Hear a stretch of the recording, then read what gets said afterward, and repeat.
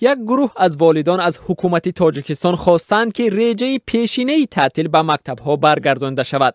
مراجعتنامه با امضای بیش از 600 پدر و مادر روز 28 می به دستگاه اجرایی پرزیدنت ارسال گردید. پدر و مادران در نامه خود از آن نگرانی کردند که از تعطیل تیرماهی و بهاری محروم کردن خواننده‌ها به سلامتی کودکان به تاثیر نمانده، خواننده‌ها را خسته و میل آنها را به تحصیل کم کرده است. از نظر روانی، طولانی ادامه یافتن وقتی تعطیل زمستانه به تعلیمی کامل برگرداندن مکتب بچه‌ها تأثیری منفی می‌رساند، آمده است در مکتوبی پدر و مادران به حکومت تاجیکستان.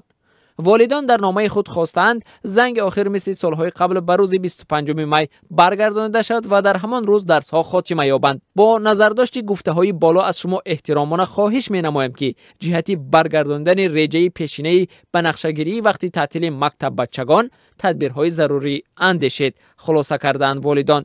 کامیلا چریشنیوا، یکی از مؤلفان نامه دست جمعی، روز 28 می در صحبت با رادیو آزادی گفت به دلیل نبودی تعطیل بین چاریک‌ها کودکان خسته می‌شوند.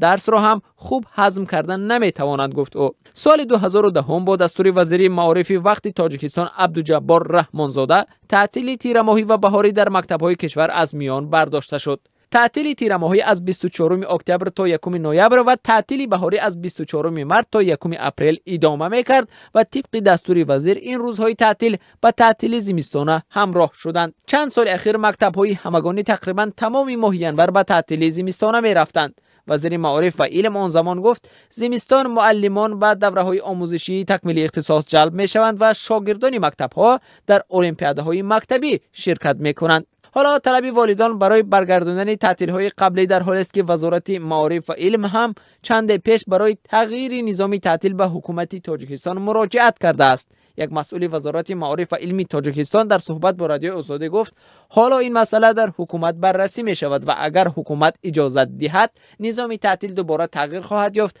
و به احتمال زیاد مکتب‌ها به رجه قبلی تعطیل برمیگردند.